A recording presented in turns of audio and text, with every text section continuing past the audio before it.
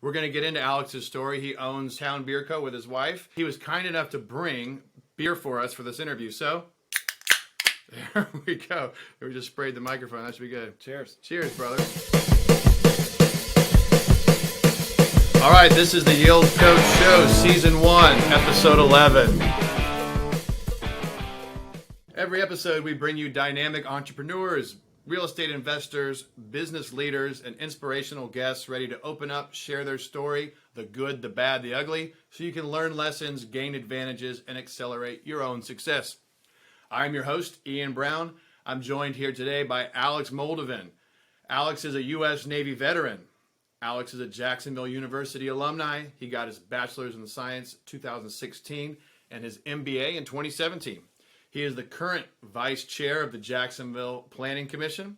He is the Treasurer of Murray Hill Preservation Association. He is father to Avi, husband to Priya, a handsome devil, and the president of Town Beer Co. Alex Moldovan, thank you for being a guest on our show. Hey, thank you for having me, Ian. All right, first things first. So, Town Beer Co. with his wife. He was kind enough to bring beer for us for this interview. So, there we go. We just sprayed the microphone. That should be good. Cheers. Cheers, brother. And I am going to let Alex actually speak. Don't worry. But Alex has brought us Lazy River. So our last guest was Brock Flores of Fishweir. This is a local beer. I'll let Alex do most of the local beer talk. But so today we're enjoying tall beers from Fishweir Brewery. Cheers, Fishweir. Thanks, Brock. Drop the affiliate link. All right. Absolutely. Now, Alex, we're just going to start nice and easy. Sure. Tell us a little bit about yourself and your background. Sure. So I think I told you earlier I can get long-winded really easily and really quickly. So I grew up in the mountains of Virginia, very small, rural, blue-collar community. My father was a subcontractor. He's a bricklayer. His father was also a mason. I was probably next in line to be a mason, but I joined the Navy at age 19, right after high school. I was actually stationed out in California, spent most of my time in the Persian Gulf during Operation Enduring Freedom and Operation Iraqi Freedom. I was an egress technician, which is a fancy mouthful for an ejection seat mechanic on F-18s.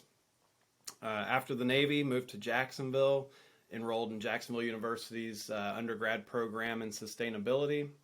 Upon graduating that, literally 2 days later, rolled right into their MBA program. And I was brewing at Veterans United Craft Brewery during this time. Eventually, I was promoted to representative for the brewery, so I stepped into more of a sales role for them. During this time, I was working on my business plan for Town Beer Company. My wife and I put our heads together, decided that the beer industry is ultra competitive. There is just a sea of beers on the shelves in every grocery store and every beer shop. We decided to take a different route. Instead of being competitive, we decided to be complementary to the industry.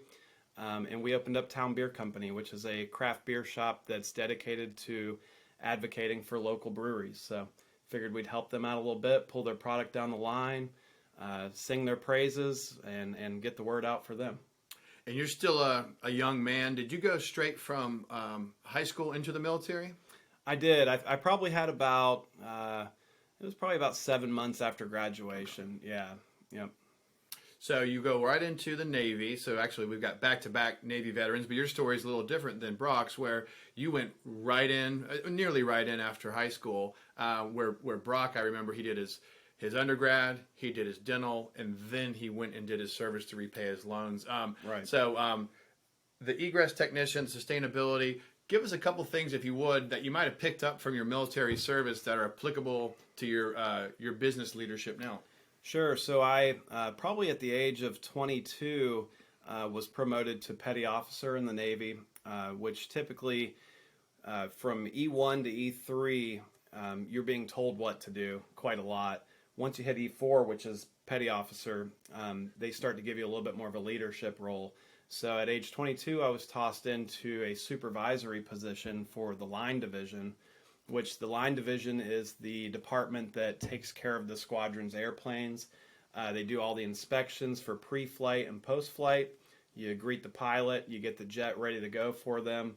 And so anyways, I got promoted to a supervisory role, and I was in charge of about 20 different sailors at that time on the USS Carl Vinson, and my first deployment was on the USS Ronald Reagan. Excellent. Yeah. So, is it true? We've heard obviously in other interviews that you move up and you gain responsibility very quickly in the Navy, and the equipment that you're on is very expensive. I imagine that gives you like a lot of respect and responsibility for like structure and process and like the value of the mechanical things you're working with. Did you kind of gather those same benefits? 100%. I mean, everything you do in the military has a standard operating procedure. I'm surprised there's not a standard operating procedure for getting dressed and washing your hands. It's very structured, and for good reason. A lot of the jets that we work on are multi-million-dollar jets, upwards of $30 million. So to have a bunch of 18 to 25-year-olds working on them, it's extremely structured and for good reason. I heard Brock say with his episode that that's really transferable to the brewing industry, because everything that you do, you're working with very expensive equipment. So absolutely. All right, so coming out of the Navy experience, you go into Jacksonville University. Did you have like the GI Bill, or did you I did, thank God. And I mean that, there's many reasons why I joined the Navy, but up there in the top 3 was to help with school being paid for. So, like I said, I grew up in a blue-collar family. I'd say that education wasn't of the utmost importance. So with that being said, I didn't have a huge support group on telling me how to get involved in college or how to pay for it. So the Navy helped me out with that in the best kind of way. I actually used my GI Bill for my undergrad and my MBA. At least you had the foresight going in to say, it sounds like you had the foresight that you'll go into the Navy and you'll come out and get that education covered. I think some people almost benefit from not having maybe like the guidance or resources. They just know, look, no one's covering this for me. Right. I need to put together my own plan. Yeah. And you use the military to do that. Certainly. And, something that was a really good incentive with the GI Bill is that if you make less than a C, if you get a grade less than a C, you have to pay for that class out of pocket. So really get you in the books and make sure you know what you're doing and do it the right way. Might have to leave the bars before 2 a.m. Yeah, I think so. Yeah. All right. So I heard you say sustainability. Now, I generally know what you're talking about, but for the audience, what's the sustainability program that you took? Sure. So, when I was getting out of the Navy, you've got a good 6 months to start preparing, and the Navy kind of puts you in programs to start preparing for the transition into civilian life. But part of that preparation is figuring out what you're going to do. Are you going to go right into the workforce and try to translate your skills from the Navy into some sort of career, or are you going to use your GI Bill and enroll in some schooling? So I decided I wanted to go to school. My first choice was Cal Poly in San Luis Obispo, California. They have an environmental engineering program that I was really interested in. But come to find out, Priya and I were talking about our future goals and our plans, and we were just looking at the cost of living in California, and it's not feasible. It's extremely expensive out there. So to be a full-time student, and Priya being a recently newly graduate from UNF, we just thought that maybe California wasn't the right move quite yet. So Priya brought up the idea. She said, well, have you considered Jacksonville? So she had moved down here to go to school. And I said, I've never really considered Jacksonville. Tell me a little bit about it. And she's like, well, the economy is very healthy. Cost of living's really affordable. It's a developing city. It's got a lot of things going for it, and there's 2 universities to choose from. So I looked into both universities, UNF and JU. JU had the sustainability program. Keeping in mind that I wanted to do environmental engineering, I really started studying into this program. Sustainability is the balance between environmentalism, economics, and social sciences. So that really interested me. I had never really considered a program that had all 3 of those things rolled into one. But the way it kind of works is, if you're only focusing on environmentalism, you may not be realistically looking at what that might do to the economy or the way that humans live their everyday life.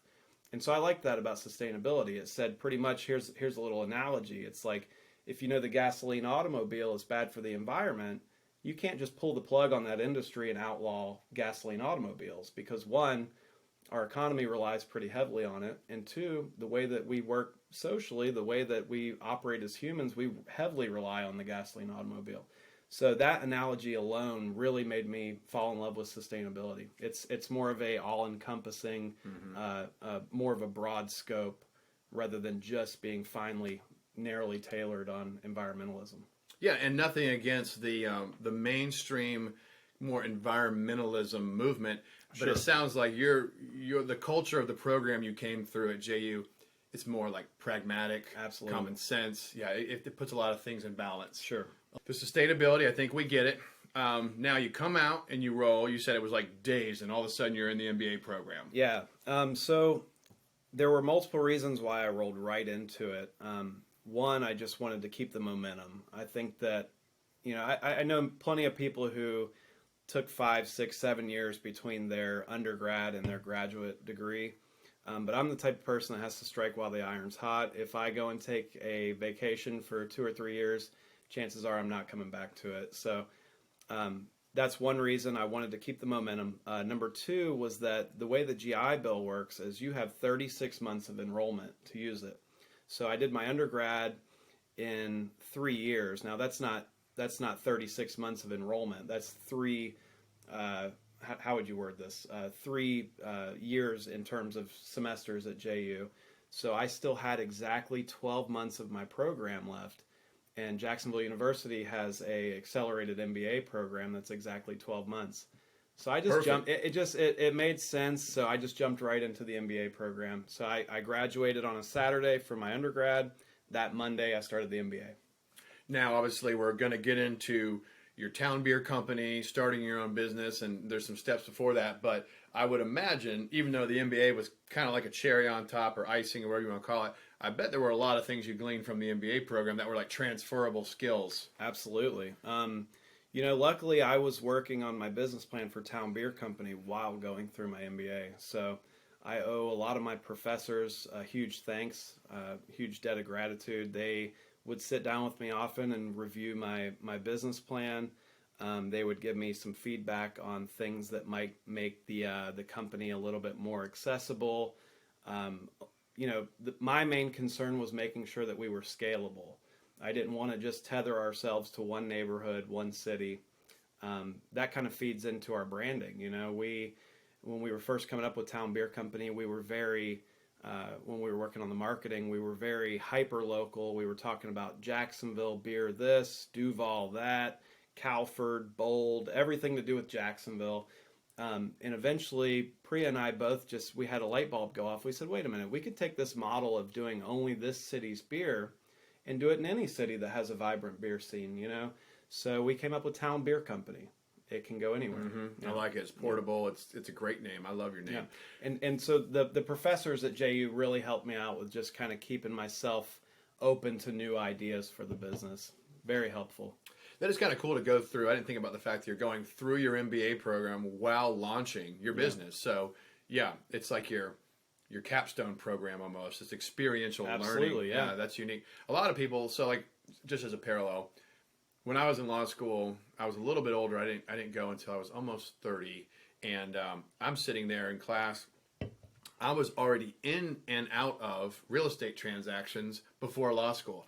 My fellow students might have never signed. They first certainly not purchased a property. Most of them, when they were in college, their parents co-signed their lease. They never read it. They really hadn't transacted in any way. Sure. So their real world knowledge of contracts was like what you call a contract of adhesion. When you have it scrolls the screen at the very bottom. There's a checkbox. You have to hit it just to move on. Nobody reads it. Right. They're like, well, there's a contract. They never really analyzed any terms. Sure. And if they're buying a car, like I said, a lease or whatever, their parents were pretty much handling it. So I always felt like I had a leg up because I had already bought and sold property, some vehicles. I had, a child. I was just more in the real world. So Here you are in your MBA program, launching Town Beer right through it all. I'm sure you felt like you had a real leg up over your fellow student. Certainly. It felt good.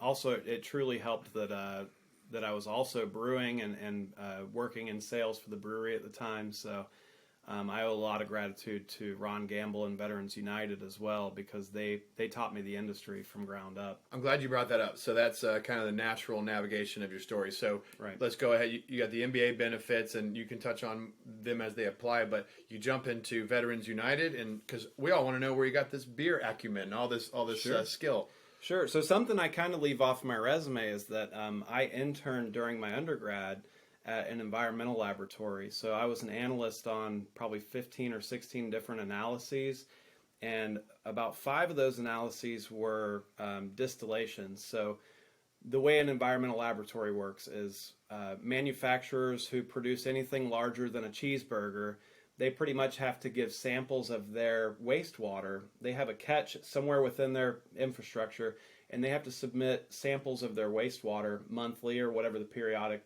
whatever the EPA predicts. They have to submit these samples, and they come to an environmental laboratory to test for different metals, different contaminants, and they have to be within a certain guideline. So I was distilling samples from a lot of different paper mills in South Georgia, North Jacksonville, and so the distillation process was so cool to me. It kind of blew my mind. I'm like, well, wait a minute, this is how spirits are distilled. You know, you're taking a mash, you ferment it, and then you distill the spirits off of it. So I fell in love with that whole process, and what I wanted to do was start distilling spirits.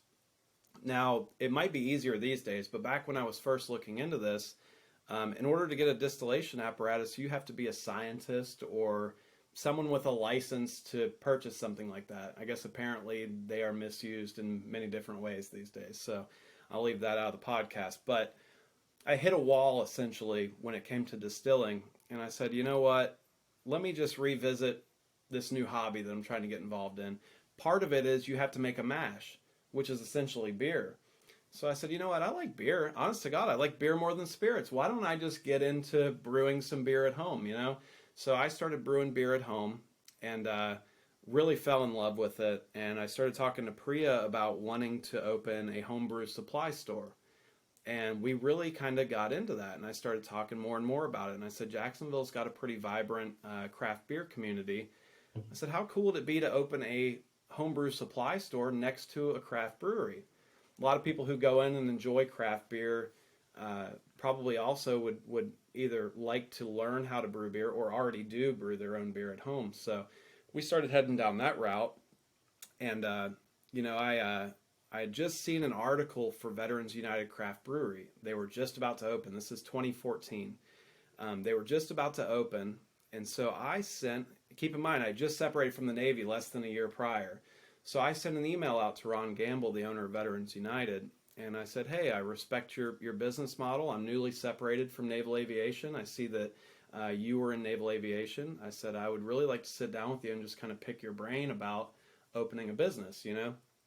He was very receptive, told me come in next week. He'll sit down with me, review what I'm talking about, my concept, my idea, and he would give me some feedback. So he was very generous. I met up with Ron at his brewery. We sat down, started spitballing my ideas for a homebrew supply store, and he was into it. He liked it. He said, "You know what? I like your energy. I like where you're going with this. I'd like to start meeting with you every Friday to go over your business plan." And I said, "I would absolutely appreciate your mentorship." Excuse me. And so we started meeting every Friday, and eventually Ron said, he said, "Alex, you know what?" He said, "I don't mean any disrespect by this. I'm going to float this position by you. I think you deserve to know. I think it would do you a lot of good to see the ins and outs of the industry." He said, "I've got a position opened up for a bartender." And so I went home and I chatted with Priya about it. And so this is me talking with Priya about leaving my position as a laboratory analyst to go bartend at a craft brewery. So she thought I was crazy. She thought I had a future in environmental science because I'm going to school for sustainability. But I told her, I said, this is a foot in the door opportunity to learn an industry that you've got to start at the bottom rung of the ladder. You don't just step into craft beer and become a head brewer, you know? So I convinced Priya that this was a foot in the door opportunity, and it truly was. I started bartending at Veterans United. I continuously got caught in the back of the house looking at the brewing equipment. Ron told me they had a pretty strict policy. You know, the back of the house was for people who were brewers or assistant brewers, and unfortunately, bartenders can't be back there. It's a safety concern. You're not trained on the equipment, the chemicals, you name it. And so I understood that. I ended up asking Ron. I said, "Hey, you and I both know that I truly want to be in the back of the house. I want to learn beer. I want to learn how to brew beer."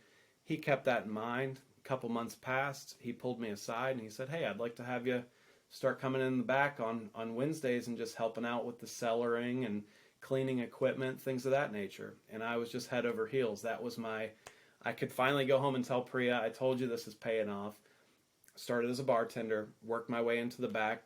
I didn't have a title. I was just back there doing odds and ends, just trying to be humble and have humility and work from the bottom. I did that for a few months. Ron pulled me aside and promoted me to assistant brewer. I did that for a few months. Ron pulled me to the side again, promoted me to brewer. I did that for probably, I want to say 5 or 6 months. And then he pulled me aside once more and he said, "Alex, hey, I got to tell you," he said, "you're a people person." He said, "I think you'd be better suited being our representative, going out, being the face of the company, helping with sales." I was head over heels about that too. So it was a perfect opportunity. I got to learn how people consume craft beer, how the product's produced, how it gets packaged, how it goes to distribution, and how it ends up in retail.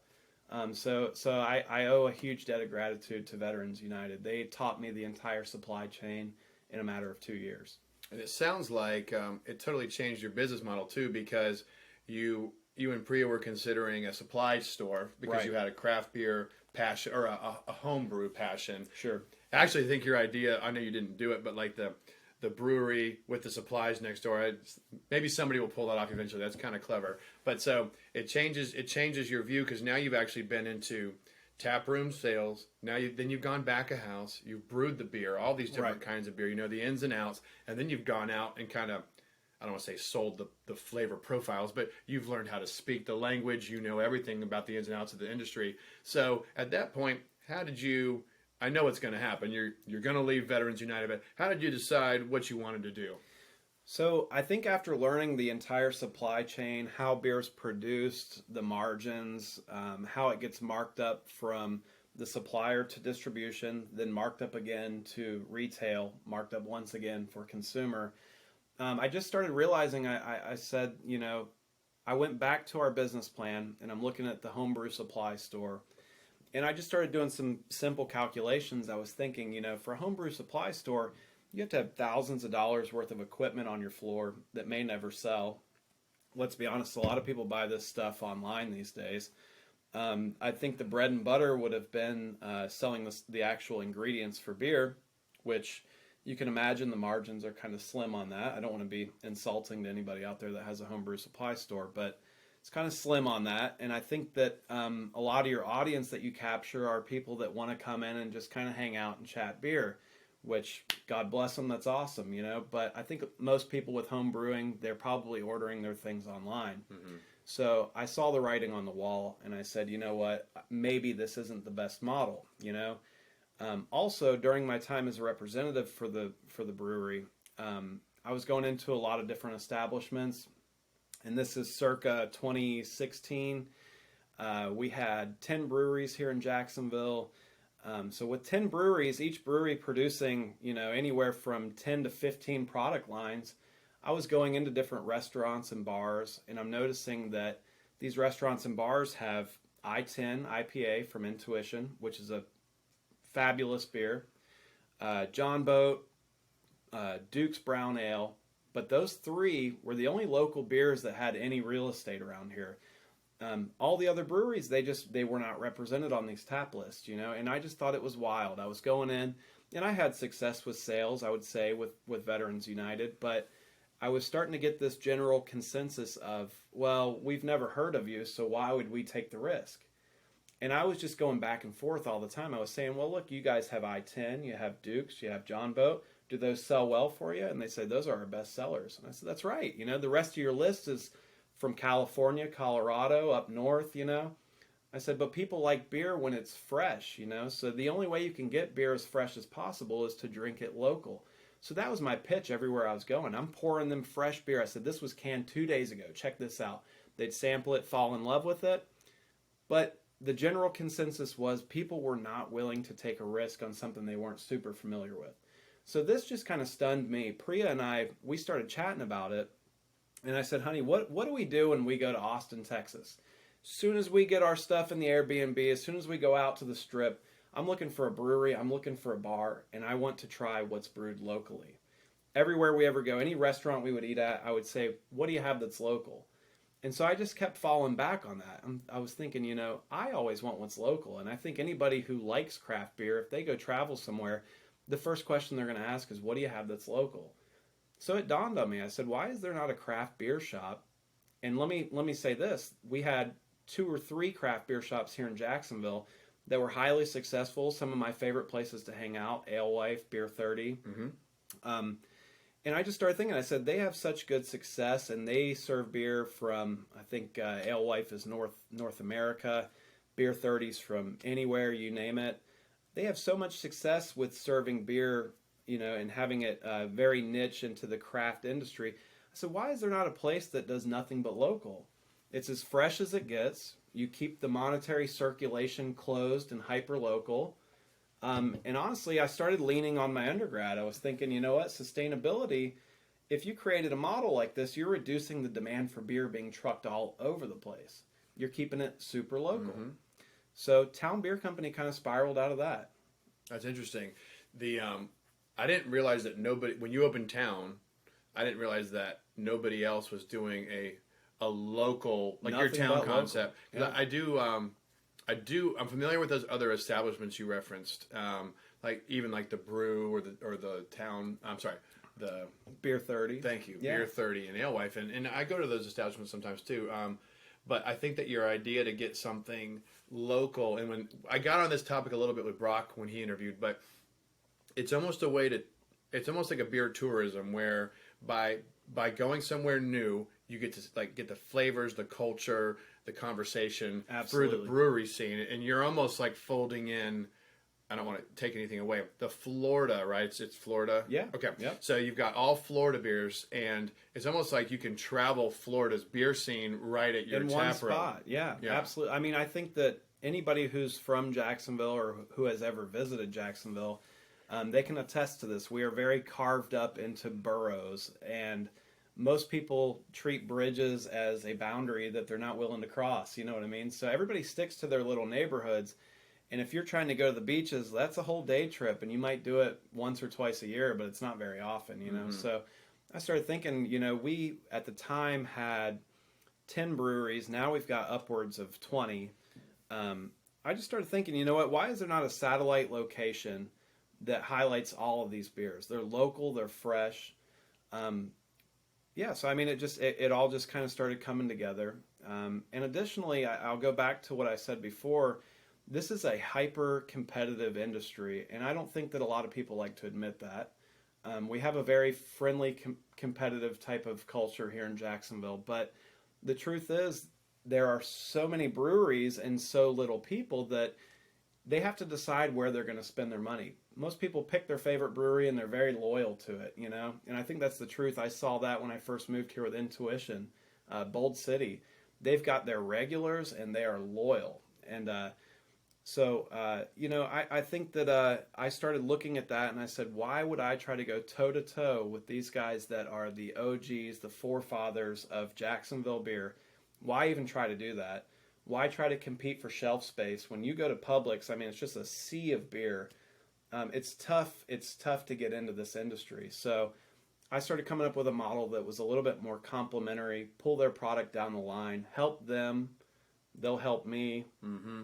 Rather than go toe-to-toe. I think that's where that came from. And I guess you don't, and correct me if I'm wrong, I guess you don't run into the same problems where, let's say you're a restaurant and you have just maybe 6 taps or 10 taps, and you're like, okay, well, I got to have my Bud Light and my Ultra and maybe Bud Heavy or Michelob or Amberbach or something, and then maybe I'll leave room for 1, 2, 3 local craft taps. Sure.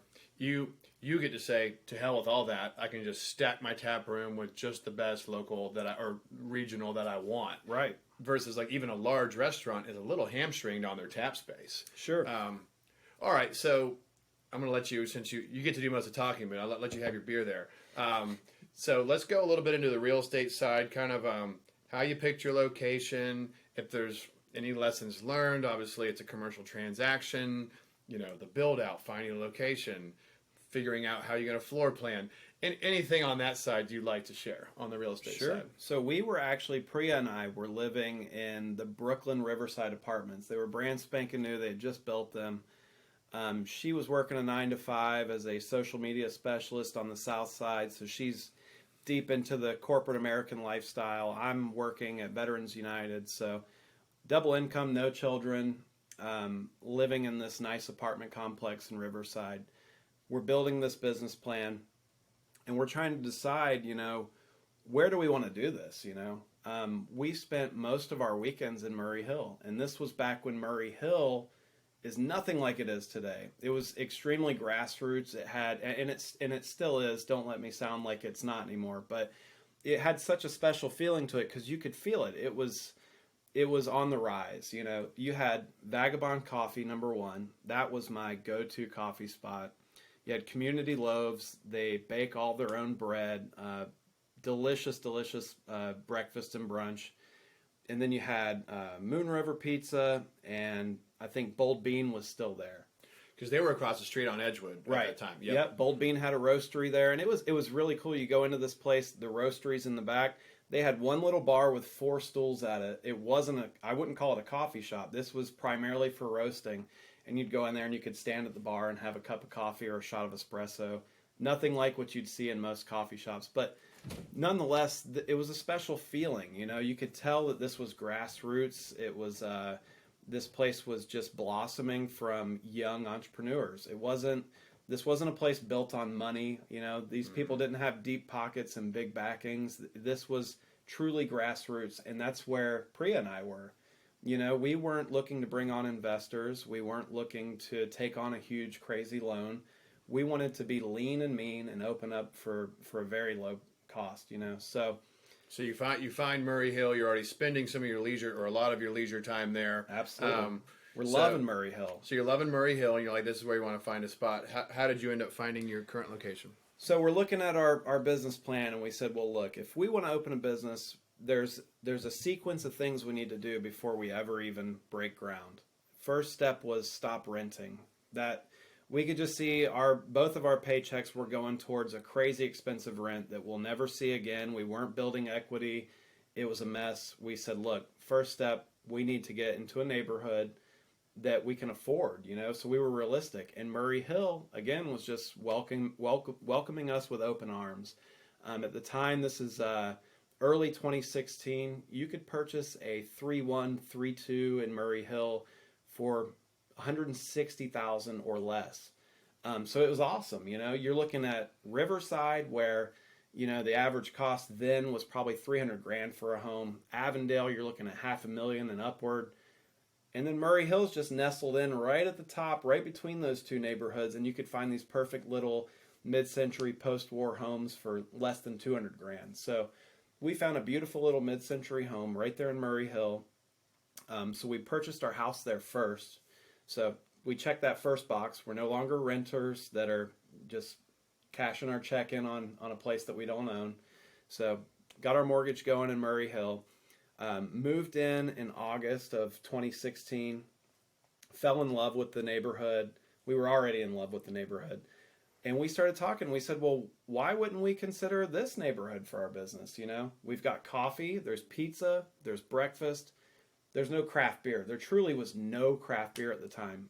You had a couple dive bars if you wanted to go get a Miller Lite or a PBR, which is good, right place at the right time. Yep. I'll never knock that, But there was no place to ride your bike up to, walk to with your stroller, and go have a craft beer in a nice, clean, safe environment that's family friendly. So we started looking at different leasings that were online.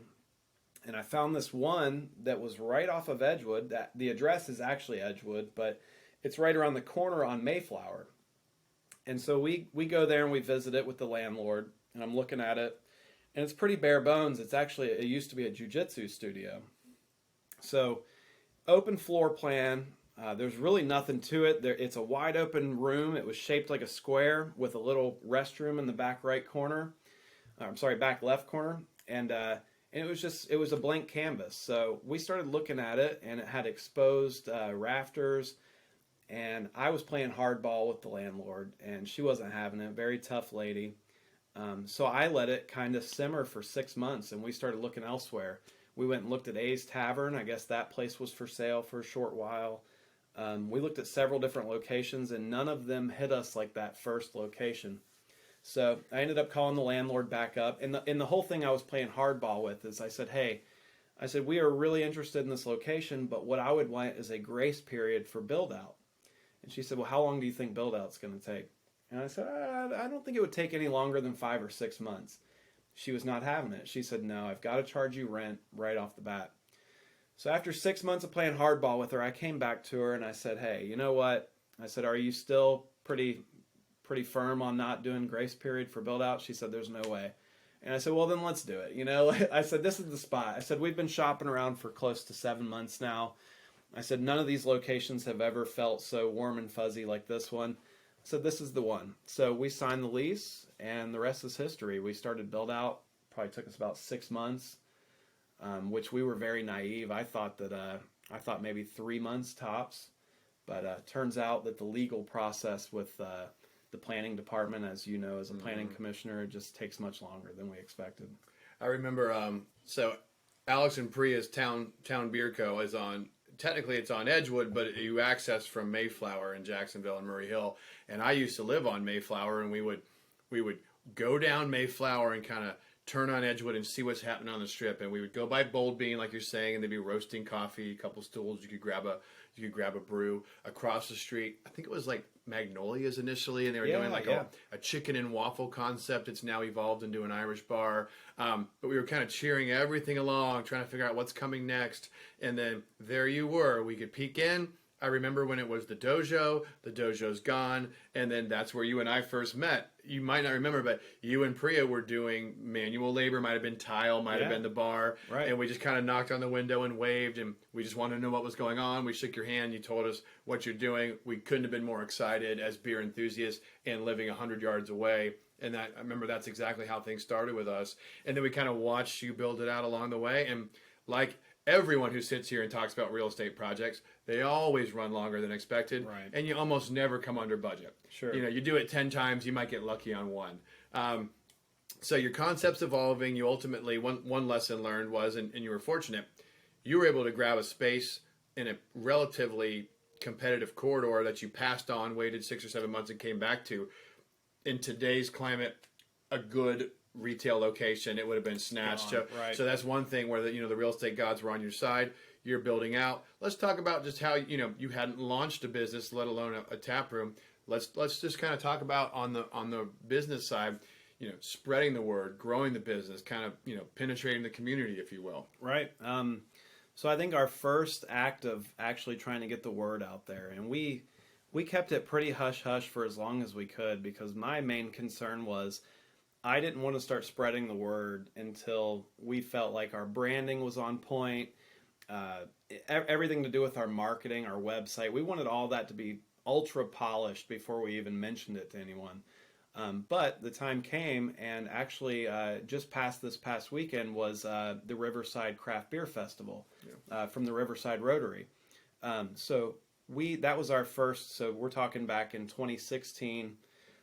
This is 2016, we went to the Riverside Rotary Craft Beer Festival, and we started just kind of passing out stickers and pins and mentioning to people that we're opening a craft beer shop in Murray Hill. And honestly, I think that it brought in so many people for our grand opening. I never imagined it would, but our grand opening was bonkers. It was wide open. And it was just Priya and myself back there working it. And Priya, she's a trooper. She had never stood behind a bar in her life, and she took that register and absolutely worked it, and looked like a pro. Looked like she'd been doing it for years. But we had a line out the door, our grand opening.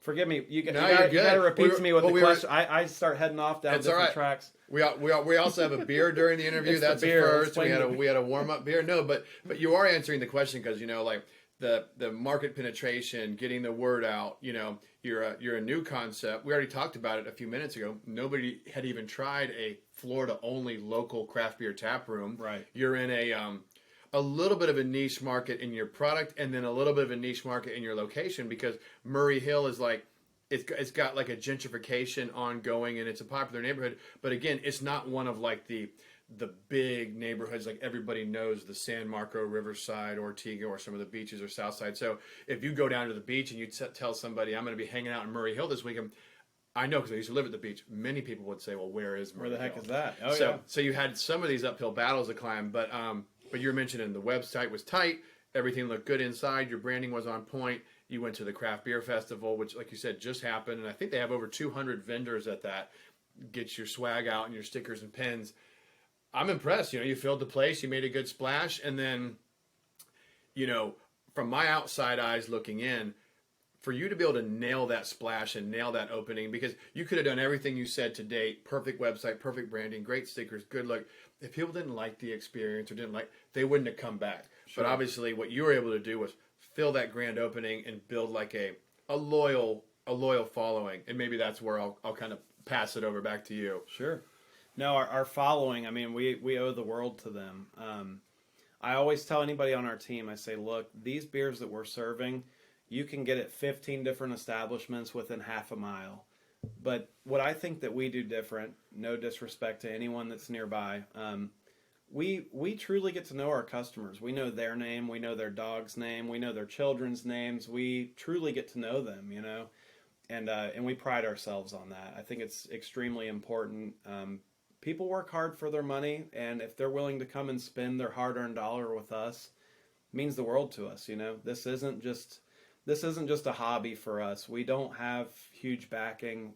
This is our life, So anybody who chooses to take their hard-earned dollar and bring it to Town Beer Company means the utmost to us. It truly does. Mm-hmm. So I think that that's where we've always strived to try and separate ourselves. I think that craft beer in the past has always been kind of a very edgy, curmudgeon type of industry. You know what I mean? I remember going into breweries.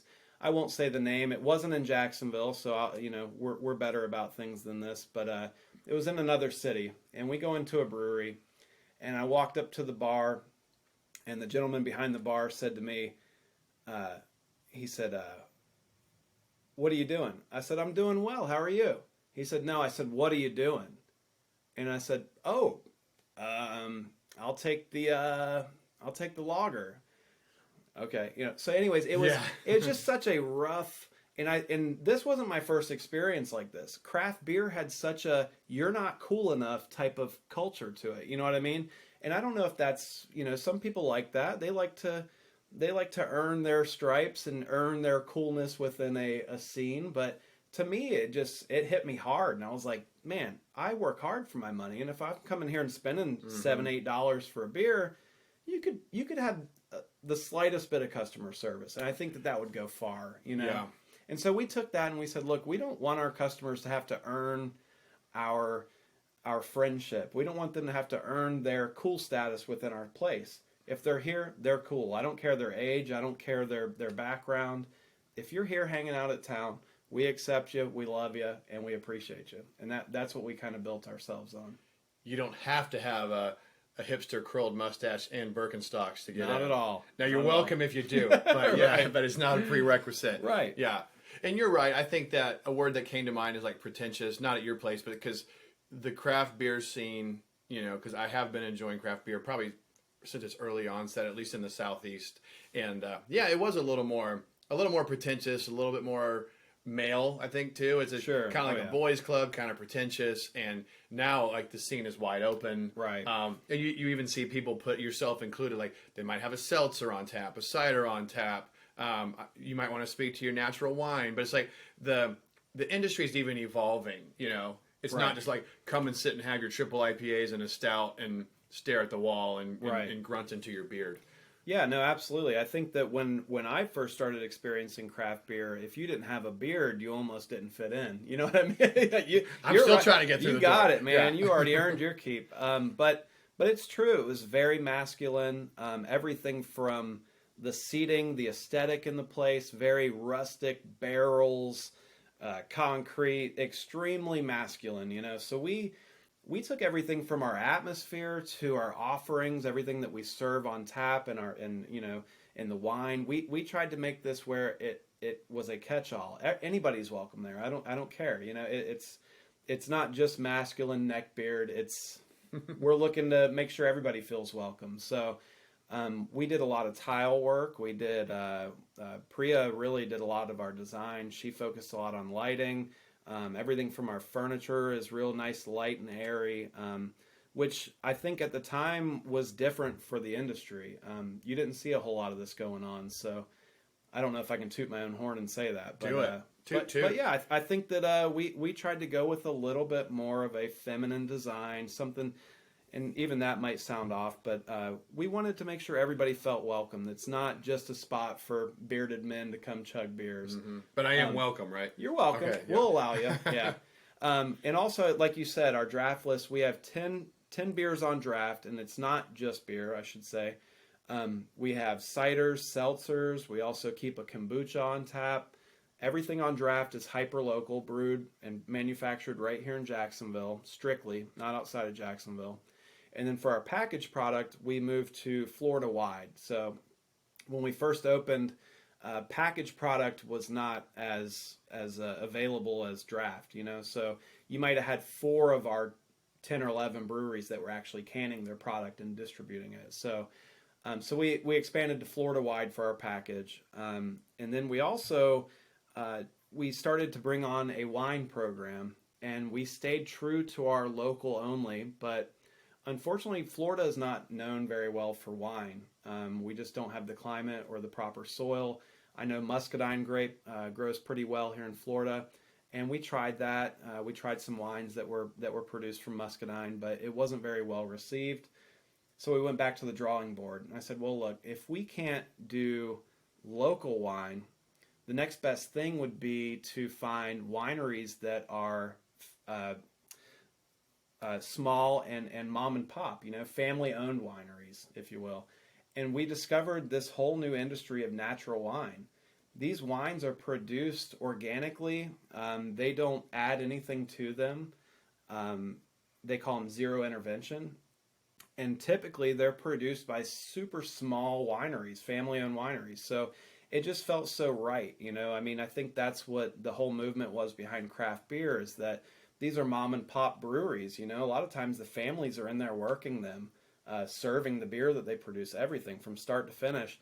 And then we started discovering these wineries, and they are from around the world, but they are still on that same program of, you know, they produce the grapes organically. They're not spraying it with pesticides. A lot of times the family that owns the winery are out there harvesting the grapes and pressing them and producing the wine.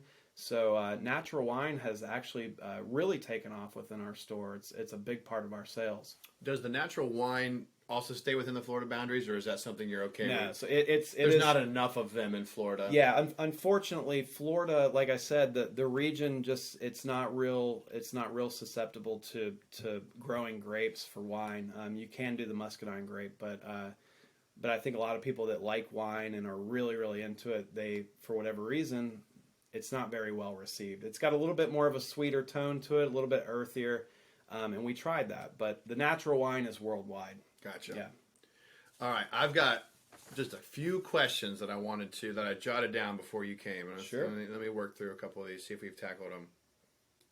Oh, we never really got into, so you come from a smaller town in Virginia, your dad in the masonry industry, and then you go military. What prompted you into entrepreneurialism and business ownership? You know, I've never been asked that question, and now that I'm sitting here reflecting, yeah, absolutely. I think that now that I'm reflecting on it, maybe it was that my father was an entrepreneur. You know, I remember seeing him. He'd be gone before the sun rose, out, working his subcontracting. He'd come back when the sun was already set, and then he'd spend his evenings with his glasses on in his office doing all of his accounting and bookkeeping. He wore every hat for his business, and I think I respected that.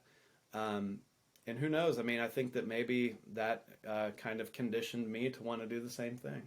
That's excellent. Yeah. Very good answer. Whether foreseen or unforeseen, what were some of the biggest challenges in getting your tap room, town beer shop off and running? The biggest challenges, I would say, just not understanding the bureaucratic process. And it's funny now, I don't know if we've told our viewers yet, I think you opened it up. We're both commissioners for the city of Jacksonville. But the most difficult part, which is why I have such a soft place in my heart for small businesses that are coming through the Planning Commission, I understand how difficult it is and how daunting it is. And I remember, we felt like we were so close to opening up, and then we'd get an inspection that says, oh, you know what? None of this is right. You actually need to rip that out and go back. Who's your general You don't have a general contractor. You got to get a general contractor. So all these things just kept putting us in we'd have to 180, go back, hire somebody for a crazy rate because they knew, look, you're trying. Let me step back a little bit and preface this with this. Priya and I did almost 100% of the build out ourselves. So when it came time to plumbing, trenching the floor for plumbing, we didn't realize you have to have a licensed plumber to do that in the state of Florida. So we'd have to go hire a licensed plumber. Get the licensed plumber in there. They'd start going to town. Inspector comes by. You got to have a permit. Oh, well, what do I got to do to pull a permit? You have to have a general contractor to pull a permit. So we got the plumber. We got the general contractor who charges double. Whatever the permit costs, he charges double. That's his margin. We had to get a licensed electrician to run all of our conduits and get all of our lighting rocking and rolling. So everything except for permit pulling, plumbing, and electrical, we did ourselves. But the bureaucratic process of pulling permits, getting exceptions for your zoning, administrative deviations for parking, that was so daunting and so intimidating to us. Because not only were we almost ready to rock and roll, but then you'd file these applications and you get put on a 2-month wait list. And then you go before a board where you're not guaranteed to get approved. And you've already, picture this, you've already sunk 20, 30 grand into your build out, and they might tell you no. And then you're dead in the water. You know what I mean? So it felt like standing on the edge of a bridge and getting ready to jump off of it. It felt like a leap of faith. And there were several situations where you just had to suck it up and just be tough about going before boards and dealing with the time that it takes. I'd say that was the biggest issue, biggest challenge. I had another question written down. Looking back, what would you do differently? And there might be something outside of the real estate side, but it sounds like if you had your druthers and you could just restructure, you would probably consult people to make sure you have your quote-unquote entitlements, meaning your deviation or zoning or waivers of distance. Absolutely. Get all that done before the hard costs start really, you're not putting up tile, you're not building bars, you don't have non-refundable money, to the best of your ability. Right. I do feel for those that are trying to launch. It's a little different. Like I do real estate projects, but you're trying to launch an active business within real estate. So you're like, I don't own the building. Right. I've got to do this trenching, get these variances, these waivers, these administrative deviations. I got to time it all just right. I got to negotiate with the landlord when my rent is actually due. So there's quite a few things to juggle, and sure. you figured it out all on your own. Yeah, I mean, we really relied on just being extremely organized because things can fall apart quickly if you just think you can fly by the seat of your pants and get this stuff done. Yeah, I mean, if I could go back, what I would do to make this a little bit smoother, and now knowing what I know, I wouldn't have to consult or seek consultants to help us. But if I could go back, very first project, what I would do is have a consultant who's been in this industry before to help us with the whole legal process downtown. I would probably have a general contractor run a diagnostic on the entire location to make sure it's suitable for what we're looking to do. Something that we really ran into with plumbing is that, and I didn't realize this at the time, plumbing is pretty primitive. It's gravity fed, So if you've got your sink draining into the floor, you have to have the right amount of fall to your run because it's gravity fed, So we didn't realize this, the main sewage plumbing was 40 something feet away from where we had positioned our sinks behind our bar. And you're not on a hill. We're not on a hill. So for 40-something feet, we only had like 2 inches of fall. That's not enough fall. So one of the biggest issues was we had to install an up pump. So all of our behind the bar plumbing runs into a reservoir and gets pumped up through the rafters in the ceiling and then down into the main. So if I could go back, a simple plumber to come in and do a diagnostic, they run a snake down one of your drains and they tell you where your main is and they tell you what you're looking at. This would have helped me with our floor plan. I could have laid it out differently so that any of our indirect plumbing would have been closer to the main. Yeah, so I guess I get so long-winded on my answers. I would go back and have diagnostics of the entire the prospective location. I would have that absolutely ran through and had a diagnostic on it, and then possibly a real estate consultant to help us with getting through the rigmarole downtown, if you will. This touches on just a couple of things. One is the law of the first deal. This was your first deal, and you've learned so much from this deal, invaluable, enough you could probably go triple the length of this conversation. And you don't learn these lessons until you actually go through it. It's like going through the looking glass. So right now you know if you had to open 20 more town beers in the next 20 months, it might be easier than getting the first one done. Right. You know, I'm not saying it would be easy. No, yeah. But it's like you could literally just, the floor plan, you're like, how many square feet do I need? Where are my lines? Your diagnostic on the building. And you would probably put a very similar floor plan in all these spaces, and you could just expand through a region if that was your calling. Sure. So that law of the first deal is important. I think a lot of people, they might reach out to me or people in our seats and say, man, I love what you're doing. I'm not really sure how to get involved. I'm hesitant to take the first step.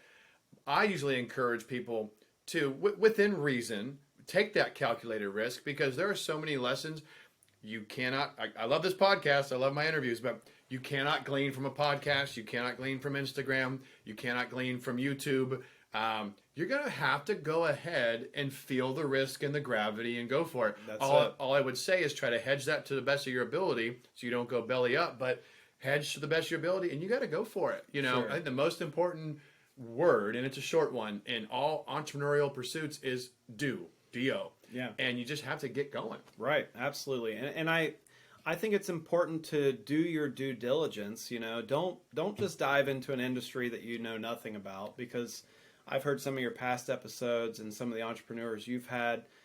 Sometimes you do hear folks, they'll sit at your bar and they'll look around and they'll say to their significant other, they'll say, we should do this, And at first, it was kind of insulting to us to hear that. Now, to me, it's and this is Lauren from Brewhound touched on this. It's a compliment. It's the highest compliment. If you can sit at my bar and look around, and I've made it look easy, and you think you can reproduce it very quickly and seamlessly, that's a compliment. I think that one of the biggest things is, and I did this. You need to get in the trenches, learn the industry that you're looking to get into. Don't just get on YouTube and think that you can jump right into real estate or think that you can jump right into craft beer. You can't be working and, you can't be an accountant and just think you're going to brew beer for a living. Go volunteer at a brewery, learn how to package the product, learn what goes into it, learn the blood, sweat, and tears that's in the industry, and then do it. If you feel confident, you've got the experience and the knowledge, do it. Because there does come a time where you can only get so much knowledge, you can only get so much mentorship, and you just have to dive right in. Yeah, that's right. And a lot of people, the fear is going to feel just as real.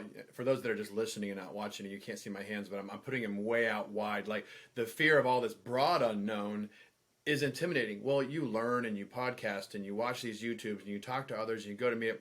Well, now I'm shrinking my hands together. Now you've got this narrow risk. You've kind of like cut off all the rough edges. Guess what? Psychologically, that narrow risk is probably going to feel just as daunting as the one that was really broad. Yeah. All I'm getting at is these are reasons why until you, look what Alex did, with the Veterans United, from the tap room to the brew to the sales to his MBA to getting his place launched and getting through the local zoning process and negotiating with the landlord and figuring out how to run wastewater lines into the ceiling and out to the 50-foot far away wastewater line. These are all things that is your story, and you earn that story. Yeah. And I think for people that want to be entrepreneurs or business owners, you're going to have to earn your own stories, you know, absolutely. And not everybody, and let's be honest, it's arduous. And I think that resiliency and problem solving thematically comes up in so many of these interviews. Like if someone's like, I really want to do this. Well, they could be really well resumed, great ideas, but what I'd be more concerned about is like how resilient and how good at they are, like pivoting. Are they good problem solvers? Are they resourceful? Because those skills to me they far exceed, do I know the most about my industry? Sure. No, 100%. I think that, you know, I've been chatting with you a lot. You know, town, we are fortunate enough to say at this point is self-sufficient. We are fully staffed. Our team is amazing. They've carried us through the pandemic. Priya and myself really reeled back once we discovered we were expecting last year. And our team, they are so dependable, and we owe so much thanks to them. But yeah, I think that resilience is number one, and being a problem solver with my business, being self-sufficient. I've been chatting with you a lot lately. I'm trying to get back into the workforce. Never want to rest on my laurels. I want to take my experiences and roll them into something to keep developing myself professionally. Mm-hmm. And one of the biggest things I've been mentioning during my interview process is that as a small business owner, you have to be a master critical thinker. You have to be a master problem solver, and you have to be resilient. You truly do. I mean, you don't have a chain of command. If you've got a plumbing leak, you're now a plumber. Congratulations. You better figure it out. If you've got an electrical issue, you got to figure it out. You can't turn to your manager and say, hey, issue on aisle 10, handle it. I'll be doing my job. That's not my job. You know what I mean? Yeah. Shift's over. I'm punching out. I'm leaving. You have to figure it out. And I mean, if it happens at 2 a.m., you have to figure it out. It's around the clock, you know? So I've been truly leaning on that, letting interviewers know that it's you know, although I'm in the beer industry, it has given me some of the most valuable lessons I've ever learned in my life. It truly has. Well, aside from being able to drink delicious beer, more or less whenever you like, I know you have to keep it together. What has been the most rewarding element? I mean, in my opinion, you know, town could be in every city. It's so good, and your brand is so tight. I think sky's the limit. But what to this date has been the most rewarding element of your effort with Town Beer? I think I touched on it a little bit earlier. Priya and myself, I would consider ourselves introverts, both of us. And it's you kind of have to flip the switch and be a people person when you're behind the bar. I would say the most rewarding thing, we didn't have a huge social network before opening this bar. And now I think that everyone who's close to us these days, everyone who we consider friends and family, came 100% out of Town Beer Company. So the most rewarding part that we've experienced through entrepreneurship is just gaining a huge friend group that we consider family, honest to God. Anyone who comes in that place, we get to know them, and we consider them friends and family. That is such a cool answer, and I'm a little bit green with envy because I'm more of a, consider it like a hardcore real estate type culture, and well, that's all good, but you know, I could sit and interview and talk about dozens or hundreds of units, or bring somebody on with thousands of units and this amount of cash flow. It can still be like you're working in a silo. Sure. I could still go right to my desk. No one knows what I'm doing. Right. It doesn't feel necessarily like a team sport a lot of days. You might not have someone to co-celebrate your victories. Right. And I could never say what you just said. I met my core sphere of influence and friends and family through work. So right. Now part of that, honestly, I probably could do a little better job with that, but there's no way I'll always pale in comparison to what you just said. And I think when I interviewed Lauren with Brewhound and even a little bit of Brock's Fishweir, like there's certain industries where one of the great, you know, fulfillments is community and Sure. relationships. And it's wonderful, in my opinion, assuming this is part of what you want, but it's wonderful when you can bring in all these interpersonal relationships in your entrepreneurial pursuits, and not just, you know, work in a tower by yourself, and you know, shared experience is everything. Right. And I agree. In my opinion, you're like a local celebrity. I'm thrilled you came on the show. Gosh, come on. I knew you wouldn't like that, but you are. You're a local celebrity, and you're a wonderful guy. I'm happy to be on Thank you. planning commission with you, and I met you through Town Beer. So Yeah, that just as an example, just to reiterate what you said, you and I met because you opened Town Beer. Right. I'm peeking in your storefront glass, shaking your hand when you're still doing tile. So I couldn't agree more. You might laugh at this one. Alex is wearing a hat. Most people aren't watching this interview, but I'll go ahead and chop this up and throw some stuff on Instagram. I won't ask you to take off the hat, but you have the best hair of any male that I spend any time with. So, oh my gosh! So the audience knows. I want to close with this very serious question. That's a pay-per-view if you want to see the hair. I think it's not a toupee. I think it's real. I've never tugged on it. But how do you get that hair so perfect? I don't know. I think it's my dad's side of the family. It's Italian, Romanian. We just have very, very thick hair, and I have this vision of like Priya holding like 2 hair dryers. There's like a curled roller, some Aquanet. I don't know the combination. I didn't want to tell my perfect. secret, but it's Priya with the 2 hair dryers. That's what. All right, perfect. All right, as you can tell, we're starting to get to the tail end here. Alex, where can people find you? How do you like to be contacted? Where are you on social media? What would you like to share? Our biggest platform's Instagram, and it's simple, Town Beer Co. on Instagram. We're also on Facebook, Town Beer Co. Our website's townbeerco.com. If you're looking to find us physically, we are at the intersection of Edgewood and Mayflower in the Murray Hill community. Wonderful. Yeah.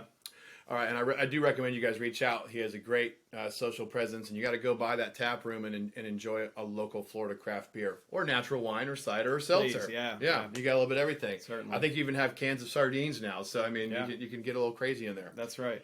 Well, I've really enjoyed this, Alex. Thank you very much for your time. Thank you, sir.